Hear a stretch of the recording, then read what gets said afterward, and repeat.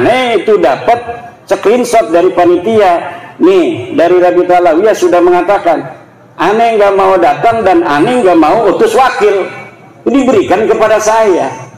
Ya udah, kalau nggak mau datang, nggak ngutus wakil, saya nggak mau datang. Karena di sana gimana kita ini katanya kan udah nyari-nyari dana, banyak orang yang udah ngasih duit. Kiai, kalau misalnya ini tidak terjadi kita malu, kata panitia. Ya udah, kita bikin aja tuh apa namanya humor-humoran wakil-wakil kita yang hadir di sana itu tidak mewakili Mbak Alwi. Hanif Alatas itu mewakili diri sendiri dan dia menyatakan itu di dalam debat itu bahwa kami tidak mewakili Rabita. Kenapa mereka tidak berani mewakili Rabita? Karena kalau mewakili Rabita, kalau kalah nanti udah beres tuh urusan. Kemarin juga itu di Rabita Alawiyah mengadakan acara diskusi, katanya saya diundang nggak mau datang. Kenapa itu saya nggak mau datang tanggal 7 September? Karena sebenarnya mereka diundang dulu oleh kita, bukan oleh kita, oleh Universitas Wali Songo tanggal 10 September. Saya diundang oleh Universitas Wali Songo tanggal 10 September dari perwakilan Rabita Alawiyah diundang. Kemudian tiba-tiba kok mereka mau mengadakan dulu tanggal 7-nya sengaja. Kenapa? Kalau saya nggak datang nanti bikin framing alasan. Ya kata saya kalau tanggal 10 kita mau diskusi, di situ aja kita tuntasin. Ngapain saya harus diskusi-diskusi sebelumnya di Rabita Alawiyah? Kan simpel. Tapi mereka bikin framing. Dan mukibin-mukibinnya seneng banget itu dikibulin kan? Iya. Dengan framing-framing itu. Kalaulah keluarga Baklawi ini benar seperti yang mereka sebutkan dalam ceramah-ceramah itu, bisa nurunin rantai dari emas dari langit. Iya, emas dari langit. Bisa nurunin rantai dari emas dari atas langit gitu. Ini pasti kan sesuatu yang sangat luar biasa. Tentunya kalau misalnya terjadi tidak hanya dilihat oleh anak cucunya yang menulis itu dong. Karena kan dari langit di atas banyak yang lihat.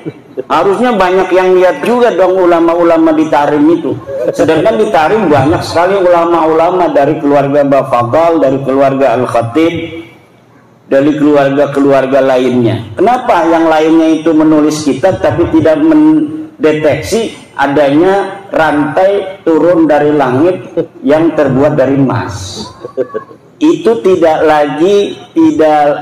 ada lagi jawabannya kecuali memang berita itu palsu. Itu namanya khurafat. Itu dari ilmu sejarah tidak terverifikasi, ilmu nasab tidak terverifikasi, ilmu filsafat tidak terverifikasi, karena filsafat harus logis tadi kan, harus logis, verifikatif. Itu dalam teori ilmiah itu logis, verifikatif, masuk akal. Kalau tidak masuk akal sebuah sejarah itu tidak ilmiah namanya. Kalau tidak ilmiah itu namanya apa? Cerita saja. Al-khabar, information.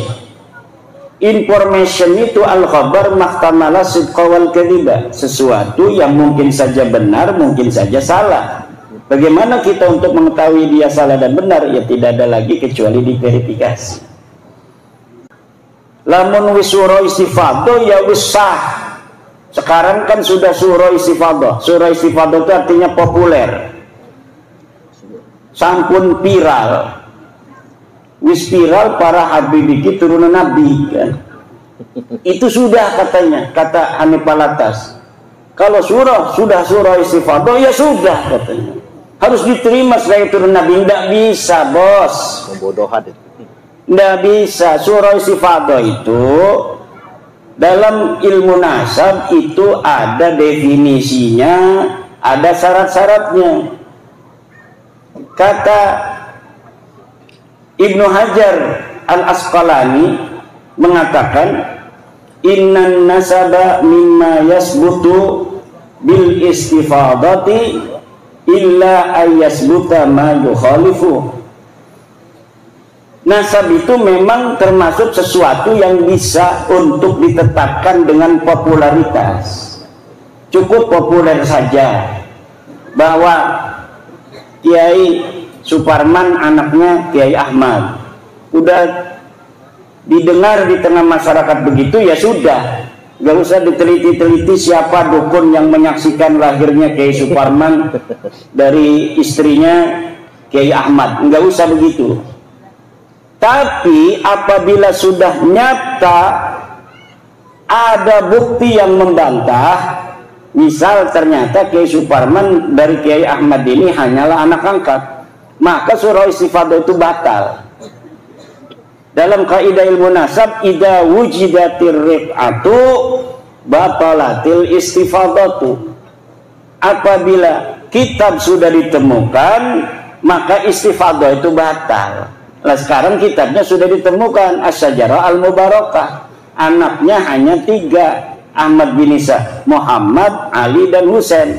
Teu aya putra anu ngaranna Ubed, teu aya putra anu ngaranna Ubedillah, teu aya putra anu ngaranna Abdullah. Nah, kalau sudah begini berarti surah istifadah itu batal. Katanya kan sudah ada di dalam kitab nasab abad 10, yaitu kitab nasab yang pertama kali mencatat Ba'lawi sebagai turunan Nabi itu adanya di abad 10, Pak. Jadi orang yang diakunya ada di abad keempat, Ahmad bin Isa 345 Hijriah, baru ditulis 651 tahun kemudian. Jadi orangnya itu ada di abad keempat, baru dicatat punya anak namanya Ubed ini tahun 996 Hijriah. 651 tahun dalam sebuah kitab yang namanya Tuhfatul Talib. Nah, sebuah kitab, walaupun kitab nasab, kalau kitab nasab ini adalah termasuk kitab nasab hadisah, ini tidak bisa mengisbat orang-orang yang qadimah. La yumkinunal hadisu anin nasabil qadimi binaan ala ma warada fil kutubil hadisah. Kata ahli nasab itu dalam kitab Usulu Ilmil Ansab, bahwa la yumkinunal hadis, kita tidak mungkin berbicara anin nasabil qadim, tentang nasab yang sudah jauh di abad keempat, binaan berdasarkan alama warada fil kutubil hadisah, dengan berdasarkan kitab-kitab yang ada di tahun-tahun yang baru seperti 900 Hijriah, abad 9 Hijriah. Tidak bisa. Kata Hanifah Latas, kitabnya ada 140 kitab. Kitab apa itu? Kitab sejarah atau kitab tasawuf. Kitab nasabnya cuma Tuhfatul Talib, kemudian Tuhfatul Azhar, dan kitab Syamsul Zahirah. Itu pun ditulis oleh mereka sendiri, Syamsul Zahirah. Sedangkan kitab itu mulai adanya sejak abad ke-10 sampai sekarang. Abad 9 sampai abad di mana Ahmad bin Isa itu ada, tidak ada yang menyebutkan Ahmad bin Isa punya anak namanya Ubed. Maka ini secara ilmu nasab batilun maudu'un mardudun munqati'un.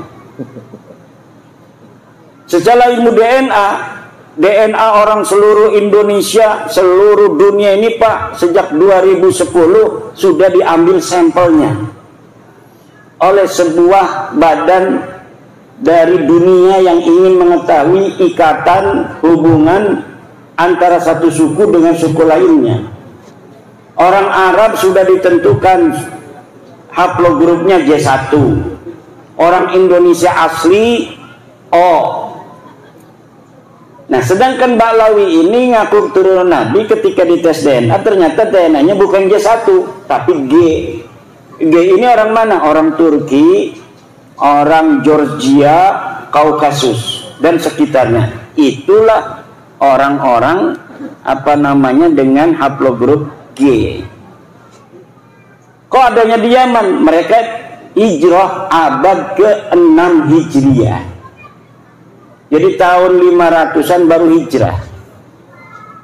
Kok ngakunya dia punya apa namanya itu buku mengatakan hijrah kakeknya itu abad ke-4 Hijriah. Ini sama sekali bohong. dia mengatakan bahwa Ahmad bin Isa hijrah dari Basrah ke Hadramaut. Tidak ada. Ahmad bin Isa itu orang Madinah dan dia tetap ada di Madinah. Dia tidak pernah hijrah ke Basrah. Yang hijrah ke Basrah itu Ahmad bin Isa bin Zaid. Makamnya ada di Basrah sekarang, di Najaf. Ahmad bin Isa bin Zaid. Kalau Ahmad bin Isa bin Muhammad An-Naqib bin Ali Al-Uraidi bin Ja'far As-Sadiq, dia orang Madinah dan ada di Madinah. Di mana makamnya? Kalau misalnya Kiai Imad tidak mengatakan makamnya ada di Basra atau makamnya ada di Hadramaut, di mana makamnya? Enggak penting mengetahui makam. Karena miliaran manusia dari zaman Nabi Adam, hanya beberapa yang sampai sekarang ini masih ada makamnya. Kakek kita aja coba urut kakek kita 5. Apakah seluruh kakek kita 5 itu makamnya masih terdeteksi ataukah tidak? Mungkin hanya sedikit orang yang bisa mendeteksi 5 leluhurnya makamnya masih utuh. Kecuali mungkin dia orang besar, kecuali mungkin dia ulama besar, makamnya dijarahin orang. Tapi apa iya 5-5-nya itu akan jadi orang besar semua? Biasanya ada aja yang nakal. Atau jadi orang biasa-biasa saja dan makamnya kemudian dilupakan. Jadi tidak penting ketika kita sudah mengetahui bahwa Ahmad bin Isa itu tidak hijrah ke Hadramaut, lalu katanya kalau makamnya itu bukan di Hadramaut, makamnya ada di mana? Sekarang ini kan makamnya dijarahin orang tuh. Jarahin katanya makam Ahmad bin Isa. Bagaimana orang yang tidak hijrah ke Hadramaut makamnya aja di Hadramaut lalu dijarah-jarahin? Nah, ini sebagai bukti arkeologis. Ini buktinya bahwa Ahmad bin Isa itu ada. Apa buktinya? Makamnya ada. Lah kita bisa bikin makam sekarang Pak. Contohnya sekarang banyak makam palsu, betul nggak? Betul. Orangnya masa lalunya tidak ada, makamnya sekarang dibikin. Makamnya dibikin bagus lagi, dikasih kubah. Di Pemalang kemarin ketahuan tuh bin Yahya dibongkar sama masyarakat Pemalang gara-gara bab nasab ini. Dulunya mereka ikut berziarah sampai nangis-nangis ziarahnya. Allah ya Allah. Sekarang dia yang bongkar sendiri. Tapi kita ingin mengatakan bahwa kalau kita umat Islam ini cinta pada Rasul dan wajib menjaga keturunan Rasulullah, nasab-nasabnya yang orang mengaku turun Rasulullah itu harus asli. Kenapa? Ada kaitan antara pengakuan orang yang mengaku keturunan Nabi dengan masalah-masalah teologi.